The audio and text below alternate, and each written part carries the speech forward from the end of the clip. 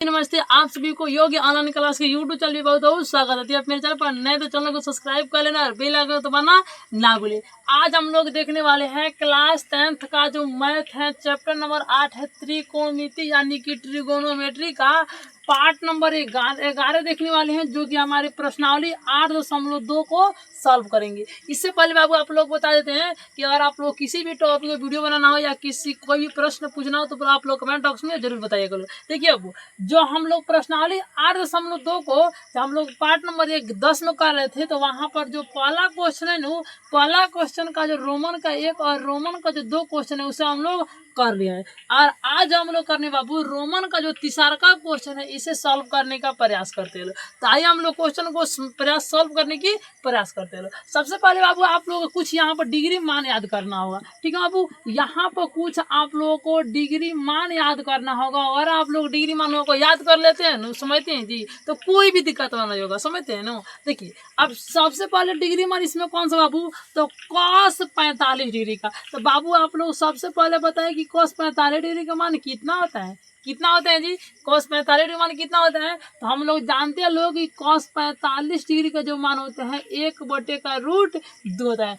कल हम जब पार्ट नंबर 10 करा रहे थे बाबू, तो वहाँ पर हम क्या था, तो जितना भी डिग्री मान था सभी डिग्री मान को हम आप लोगों को बताते हैं। तो आप लोग अगर नहीं देखेंगे तो बाबू आपसे हाथ जोड़ करके रिक्वेस्ट है कि आप लोग डिग्री मान को अवश्य कर लीजिएगा लो, ताकि आप लोगों को मैथ में कोई भी समस्या ना हो, ठीक है जी। तो आप लोग प्लीज फार्मूला याद कर लीजिएगा लो, ठीक है। अच्छा, उसके बाद हम लोग देखना है सेक 30 डिग्री का। तो बाबू आप लोग बताइए कि सेक 30 डिग्री का फार्मूला क्या होता है, तो होता है 2/√3। क्या होता है बाबू, 2/√3 होता है। और तीसरा का हम लोग को देखना है कौशेक 30 डिग्री का।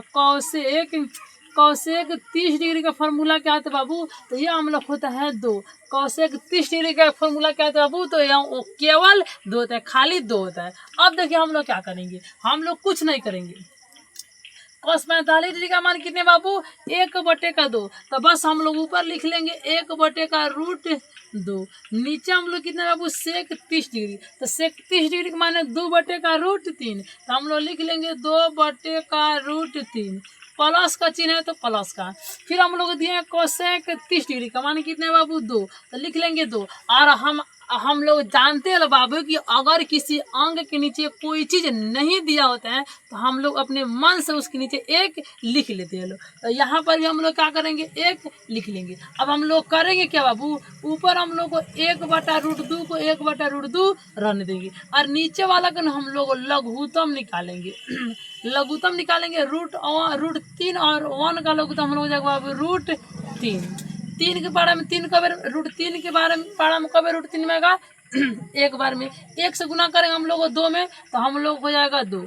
जोड़ का चिन्ह है तो जोड़ का। अच्छा, √3 1 में कब रहेगा, तो √3 बार में आएगा। √3 से हम लोग गुना करेंगे 2 में, तो हम लोग हो जाएगा 2√3। कितना हो जाएगा बाबू, 2√3 हो जाएगा।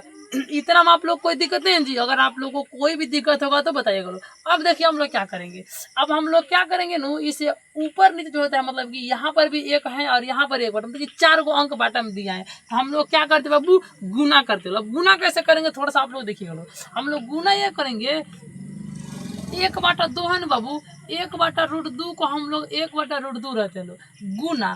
आई जो नीचे वाला मान है इसका सबसे नीचे वालों को ऊपर कर देंगे, मतलब कि इसी को जो ऊपर वाला को सेम के सेम लिख लेंगे, और नीचे वाला है इसे हम लोग पलट देंगे। देखिए कैसे, जैसे √3 है नीचे है, तो √3 को हम लोग ऊपर लिख लेंगे। अच्छा, ऊपर है 2 + 2√3, इसे हम लोग कर लेंगे। कैसे किए, अगर कहीं भी आप लोग को अगर 4 को अंक बाटा में दिखाई दे तो आप लोग करना क्या, वहाँ पर सिंपल ऊपर वालों को सिंपल लिख लेना है, और जो नीचे वाला है इसको हम लोग पलट देना है। यानी कि ऊपर वालों को नीचे, ऊपर वाला सॉरी नीचे वाला को ऊपर और ऊपर वाला को नीचे, और ये बीच में हम लोग को गुना करना होगा, ठीक है बाबू। और देखिए करेंगे क्या, ऊपर से जब गुना करेंगे √3 से गुना करेंगे 1 में, तो हम लोग हो जाएगा बाबू √3, ठीक है। √3 से गुना करेंगे 1 में तो √3 हो जाएगा। √2 से गुना करेंगे 2 में, तो हम लोग हो जाएगा 2√2। जोड़ का चिन्ह है तो जोड़ से, रूट 2 से गुना करेंगे 2 रूट 3 बाबू। देखिए रूट के अंदर गुना होता है, बाहर में गुना नहीं होता है। तो हम लोग को ये हो जाएगा 2 रूट और 2 3 का 6, 2 रूट 6 हो जाएगा। यहाँ तक कोई दिक्कत नहीं है जी। क्या अब यहाँ तक आप लोग को कोई दिक्कत नहीं होगा तो प्लीज वीडियो को लाइक कर दीजिएगा लो, और चैनल पर जो नए होंगे चैनल को सब्सक्राइब करके अपने मित्र के पास शेयर अवश्य कीजिएगा लो। ठीक है जी। अब देखिए क्या करना है, हम लोग ऊपर रूट 3 है ना, रूट 3, तो रूट 3 का रूट 3 रहने देंगे। ठीक है। यहाँ देखिए बाबू, यहाँ पर भी 2 है और यहाँ पर भी 2 है, तो हम लोग क्या करेंगे बाबू, 2 को कॉमन कर लेंगे। 2 को कॉमन कर, 2 को हम लोग बाहर निकालेंगे, एक बार ले लेंगे। अच्छा, जब यहाँ से 2 निकलेगा तो क्या बचेगा बाबू, रूट 2 बचेगा, रूट 2 बचेगा। जोड़ का चिन्ह है तो जोड़ का, यहाँ से 2 निकाल देंगे तो क्या बचेगा, रूट 6 बचेगा, रूट 6 बचेगा। यानी कि इतना हम लोग कर लिए। क्या किया बाबू, इतना हम लोग कर लिए। अब देखिए अब इतना जब आप लोग कर लिए ना, तो यहाँ तक बच्चों लोग को मतलब कि बच्चे लोग को दिक्कत नहीं होता है। लेकिन बाबू जो मेन समस्या फंसता है, यहीं से समस्या फंसता है। तो यहाँ से आप लोग बहुत बारीकी से समझने की प्रयास कीजिए, बहुत दिमाग शांत करके समझने की प्रयास कीजिएगा। हम आपकी दवा का मैं आपको विश्वास दिलाता हूँ कि आप लोग को थोड़ा सा भी दिक्कत नहीं होगा। लेकिन अगर बाबू यहाँ से आप लोग दिमाग इधर उधर किए तो आप लोग को हो सकता है कि समझने में थोड़ा परेशानी हो। ठीक है। देखिए इतना कर लिए हम लोग, कितना है बाबू, तो हम लोग को आ चुका है रूट 3 बटे का 2 इंटू रूट 2 प्लस का रूट 6। इतना हम लोग को आ गया है। देखिए बाबू क्या करना है, हम लोग देखिए नीचे वाला जो अंक है, नीचे वाला, जिसे हम लोग क्या करेंगे, परिमेयकरण करेंगे। क्या करेंगे जी, परिमेयकरण। अब आप लोग को कि सर ये परिमेयकरण का मतलब क्या होता है, तो परिमेयकरण का मतलब कुछ भी नहीं होता है। सिंपल आप लोग समझिए, जो नीचे वाला अंक है नु, इसे बाटा में लिख करके हम लोग गुना कर देते हैं। क्या करते हैं जी, नीचे वाले अंक को बाटा में लिख करके गुना कर देंगे। अब कैसे करेंगे, थोड़ा सा आइए हम लोग देखते हैं। देखिए यहाँ पर लिखेंगे हर का परिमेयकरण करें, यानी कि नीचे वाला का परिमेयकरण कहते हैं। हमेशा नीचे वाला यानी कि हर का परिमेयकरण किया जाता है। आप लोग मतलब कि ध्यान रखिए लोग।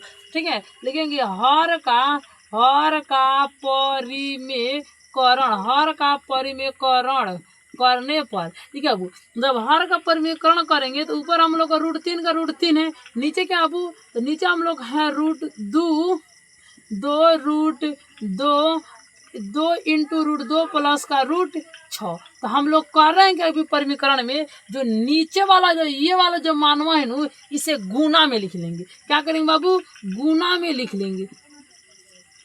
क्या करेंगे, मतलब कि इसे हम लोग क्या करेंगे बाबू, रूट गुना में लिख लेंगे। इस तरीके से देखिए 2 रूट 2 प्लस का रूट 6 था, इसी को हम लोग रूट 2 माइनस का रूट 6 और रूट 2 माइनस का रूट 6। अब आप लोग एक बात आप लोग सोचिएगा लोग कि सर यहाँ पर तो प्लस था लेकिन यहाँ पर माइनस क्यों कर दिए। देखिए बाबू, जब भी हम लोग परिमेयकरण करते हैं लोग, तो यहाँ पर अगर माइनस होता है तो यहाँ पर हम लोग प्लस करते हैं लोग, और यहाँ पर प्लस होता है तो यहाँ पर हम लोग माइनस करते हैं लोग। तो रूट 2 प्लस का रूट 6 जो था बाबू हम लोग को प्लस में था, तो जब हम लोग परिमेयकरण किए तो रूट 2 माइनस का रूट 6 और रूट 2 माइनस का रूट 6 यानी कि माइनस में कर दिए, तब जाकर के हम लोग परिमेयकरण का सिद्ध होता है। और परिमेयकरण का नियम भी यही होता है। ठीक है जी। अब देखिए क्या करेंगे, ऊपर वाला को ऊपर से गुना कर देंगे। तो अब आप लोग देखिए रूट 3 से रूट 2 में गुना करेंगे तो हम लोग हो जाएगा रूट 6, माइनस है तो माइनस, रूट 3 से बाबू आप लोग गुना कीजिएगा रूट 6 में, तो 6 तिरके का